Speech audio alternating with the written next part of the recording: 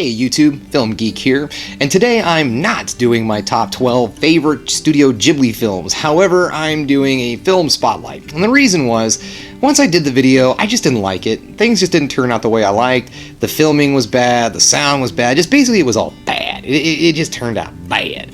So I decided to scrap the idea and just go back and do something. So today I decided to do just a regular film spotlight, nothing fancy. So we're going to be focusing on the 1988 film, Grave of the Fireflies. Surrender? You mean we've lost the war? Haven't you heard, young man?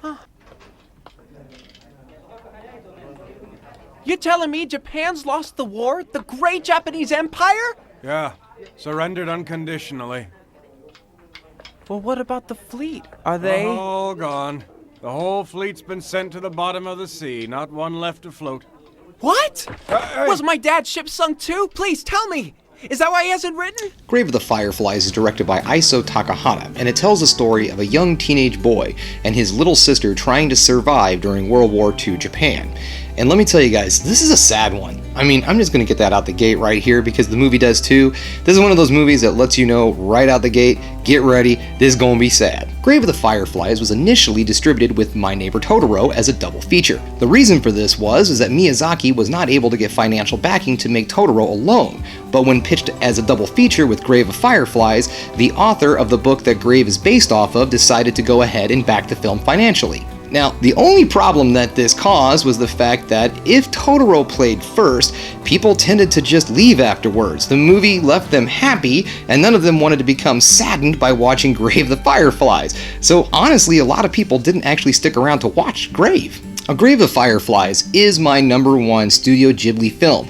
When I was going to make the list, this was #1, and that's why I chose it for my spotlight film today. I figured if I was going to do it, might as well do my #1 pick. I'm not the only person that thinks this movie's awesome. In fact, Roger Ebert called it one of the most powerful war movies ever made and included it on his great movies list. So what do I like about this movie? Well, we're going to start off with the animation. Now, it's not like your regular Studio Ghibli films. There's not a lot of bright colors, there's not a lot of whimsy. This movie's a little bit more based in reality. It's still an anime, don't get me wrong, the characters look like anime characters and they move like anime characters, but the tones and the colors are much more muted. It gives a much more realistic, more grounded vibe. Now, not only is the animation amazing, the story, as said by Roger Ebert, is extremely powerful.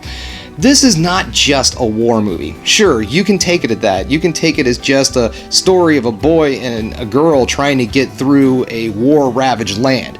Or you can look at it deeper, like most things that Studio Ghibli does. This movie is not just about the war. This movie is about pride, it's about honor, and it's about maybe sometimes you have to give up your pride and your honor. The movie's core subject is knowing when to quit. The story also focuses on things like growing up too fast and trying to do things that are just out of your power at this time in your life. Now, I came across this movie at a pretty young age. I want to say I was around 15 or 16, and I rented it at one of our local rental places. And it's funny because I remember this very well. I went to the video store, and I had this attitude at the time with anime, and that was that it was like it was more adult. I liked the violent, the bloody kind of stuff. I wanted to see giant robots ripping people in half and ninjas cutting off heads. That's what I loved about anime, is that I got to see really cool cartoons and people getting their heads chopped off and stuff. So I go to our local video store and I go over to the foreign section, because that's where the anime sometimes was, and I came across two movies. One was My Neighbor Totoro, and the other one was Graveyard of Fireflies. Now, I was in the mood for something animated. I wanted to watch something anime, anything animated, and these were really the only things that I hadn't seen that weren't like a Disney movie. So I'm looking at the two boxes and I'm thinking to myself, do I want to watch this kiddie movie, obviously, with a freaking cat bus?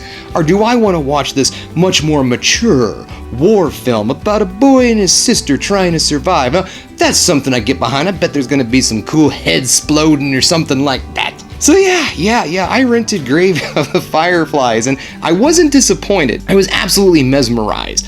I really loved this film, and I got it. I understood what this movie was about. I was somewhat around the same age as the main character, and I also have 3 younger sisters, and I totally understood where this kid was coming from. I identified with him on a lot of levels, and I also understood the message of the film. And sometimes you gotta suck it up and you gotta ask somebody to help you out. So the movie really resonated with me, and it still does today. I really enjoy this movie. I think it's one of the best animated films of all time. You know what? I'm gonna say that. I'm gonna say this is the best animated film ever made. This is the hill I'm gonna die on, folks. Grave of Fireflies is the greatest animated film ever made. So saith the film geek. Well, that's all I got for you here today. I hope you enjoyed my little impromptu video that I put together for you. This week, I'm going to be covering some new crime mysteries and all, and Charming Amy and I are going to go do some movie hunting, or fun finds. I'm just going to call it that, fun finds shopping. Who knows what we're going to find out there in the wild.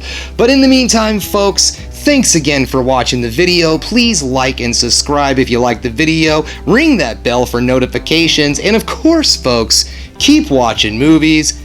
You know I'm gonna.